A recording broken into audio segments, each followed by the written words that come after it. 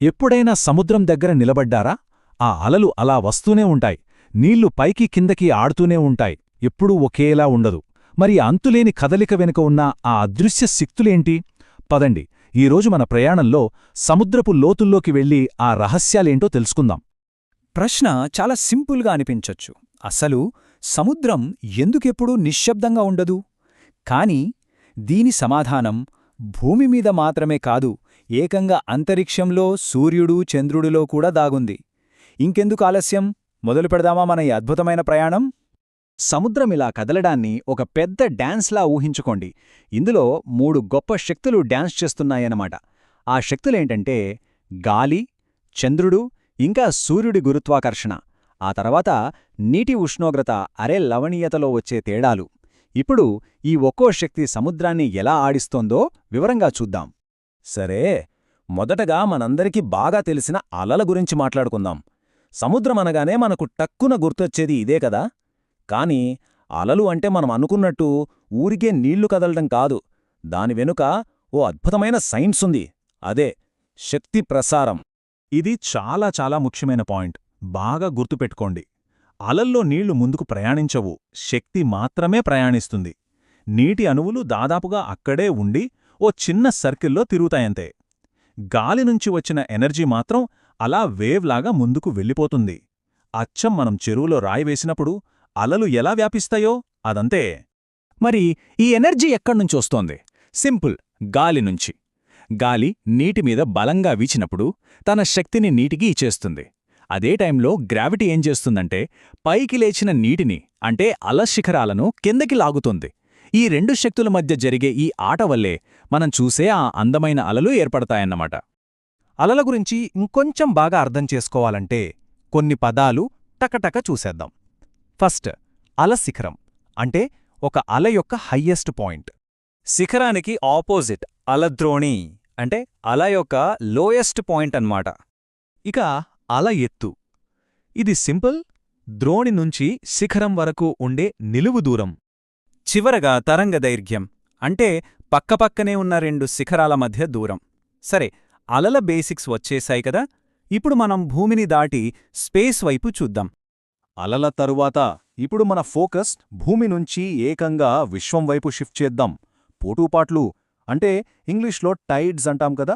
ఇవి భూమి మీద జరిగే చాలా పవర్ఫుల్, ఇంకా మనం ఊహించగలిగే కదలికలు. మరి వీటిని నడిపించేదెవరో తెలుసా? మన చంద్రుడు, మన సూర్యుడు.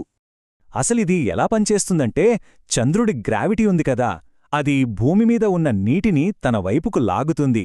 దానివల్ల చంద్రుడికి ఎదురుగా ఉన్న సైడు సముద్రం ఉబ్బుతుంది. దీనే బల్జ్ అంటాం. అయితే ఇక్కడే ఒక ట్విస్ట్ ఉంది. అదే సమయంలో భూమికి అవతలివైపు కూడా నీళ్లు ఉబ్బుతాయి. ఎందుకంటే భూమి చంద్రుడు సిస్టమ్ తిరుగుతున్నప్పుడు సెంట్రిఫ్యూగల్ ఫోర్స్ వల్ల నీళ్లు బయటికి నెట్టబడతాయి. అందుకే భూమికి 2 వైపులా ఒకేసారి హైటైడ్ వస్తుందన్నమాట. ఇప్పుడు ఊహించుకోండి, చంద్రుడు ఒక్కడే కాదు, మన సూర్యుడు కూడా ఈలాగే పనిలో జాయినైతే ఏమవుతుంది? 2 పెద్ద పెద్ద ఖగోళ వస్తువులు ఒకేసారి భూమిమీద నీళ్లను లాగితే ఆ ఎఫెక్ట్ మామూలుగా ఉండదు. అప్పుడే చాలా శక్తివంతమైన పోటుపాట్లు వస్తాయి. వీటినే మనం స్ప్రింగ్ టైడ్స్ అంటాం. సూర్యుడు, చంద్రుడు, భూమి ఈ 3 ఒకే లైన్లోకి వచ్చినప్పుడు వాటి కంబైన్డ్ గ్రావిటీ చాలా పవర్ఫుల్గా ఉంటుంది. దీనివల్ల హై టైడ్స్ ఇంకా ఎక్కువగా, లో టైడ్స్ ఇంకా తక్కువగా ఉంటాయి. ఇది ప్రతి పౌర్ణమికి, అమావాస్యకి జరుగుతుంది. సరే, మరి సూర్యుడు, చంద్రుడు ఒకరికొకరు రైట్ యాంగిల్లో ఉంటే, అంటే ఒకరు ఇటు లాగుతుంటే ఇంకొకరు అటు లాగితే అప్పుడేంటి పరిస్థితి? అలాంటి సిచ్యువేషన్లో సూర్యుడు, చంద్రుడు ఒకరి పవర్ను ఇంకొకరు కొంతవరకు క్యాన్సిల్ చేసుకుంటారు. దీనివల్ల టైడ్స్ అంత బలంగా ఉండవు. వీటిని నీప్ టైడ్స్ అంటాం. ఈ టైంలో హై టైడ్కి, లో టైడ్కి మధ్య పెద్దగా తేడా ఉండదు. ఈ టైడ్స్ పవర్ ఎంత ఉంటుందో అర్థం చేసుకోవడానికి ఈ నంబర్ చూడండి చాలు. కెనడాలోని బే ఆఫ్ ఫండీలో హైటైడ్ వచ్చినప్పుడు నీటిమట్టం 15 నుంచి 16 మీటర్ల వరకు పెరుగుతుంది. అంటే సుమారుగా ఓ 5 అంతస్తుల బిల్డింగ్ అంతే ఎత్తు. ఇది నిజంగా విశ్వశక్తుల పవర్కొక అద్భుతమైన ఉదాహరణ. సరే, అలలు, పోటుపాట్లు చూశాం కదా. ఇప్పుడు మన ఫోకస్ను ఇంకా పెద్ద స్కేల్కి, అంటే గ్లోబల్ లెవెల్కి తీసుకెళ్దాం. అవే మహాసముద్ర ప్రవాహాలు. ఇవి సముద్రం లోపల ఉండే పెద్ద పెద్ద నదులు లాంటివి. ప్రపంచవ్యాప్తంగా నీటిని నిరంతరం సర్క్యులేట్ చేస్తూనే ఉంటాయి. ఈ సముద్ర ప్రవాహాలు ముఖ్యంగా రెండు రకాలు. ఒకటి ఉపరితల ప్రవాహాలు. ఇవి సముద్రపు నీటిలో జస్ట్ 10% మాత్రమే. వీటిని ఎక్కువగా కదిలించేది గాలి. ఇక రెండోది లోతైన నీటి ప్రవాహాలు. మిగిలిన 90% ఇవే. ఇవి చాలా నెమ్మదిగా కదులుతాయి. టెంపరేచర్ ఇంకా లవణీయతలో తేడాల వల్ల ఏర్పడతాయి. ఈ ప్రవాహాలను మనం వాటి టెంపరేచర్ బట్టి కూడా చూడొచ్చు. వెచ్చని ప్రవాహాలు భూమధ్యరేఖ దగ్గర నుంచి వేడిని ధృవాల వైపు తీసుకెళ్తాయి. ఇక చల్లని ప్రవాహాలు ధృవాల దగ్గర నుంచి చల్లటి నీటిని భూమధ్యరేఖ వైపు తీసుకొస్తాయి. ఇది అచ్చం మన భూమికున్న ఒక గ్లోబల్ ఏసీ సిస్టమ్ లాంటిదన్నమాట. ఈ మ్యాప్ చూడండి. ఈ ప్రవాహాల గ్లోబల్ నెట్వర్క్ ఎంత పెద్దదో క్లియర్గా తెలుస్తుంది. ఈ ప్రవాహాలన్నీ కలిసి గైర్స్ అనే పెద్ద పెద్ద సర్కిల్స్లా ఏర్పడతాయి. ఉదాహరణకి ఆ గల్ఫ్ స్ట్రీమ్ను చూడండి.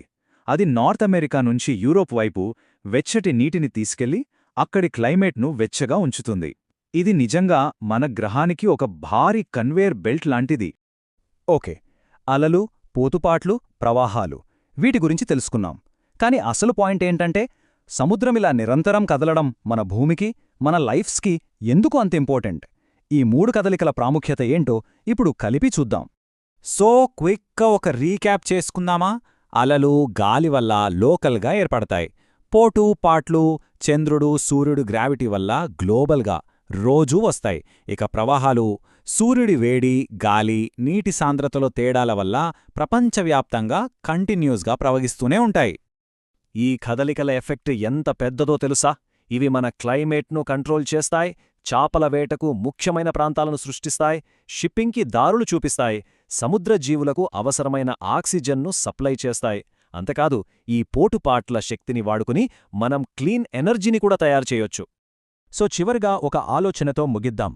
సముద్రాలను మన శరీరంలో ఉండే రక్త ప్రసరణ వ్యవస్థలా అనుకుంటే అవి మన గ్రహం యొక్క ప్రాణాధారం. మరి ఈ సిస్టమ్ లయలో మార్పు వస్తే అది మన గ్రహం ఆరోగ్యం గురించి మనకు ఏం చెప్తున్నట్టు? ఇది మనందరం ఆలోచించాల్సిన చాలా ముఖ్యమైన ప్రశ్న.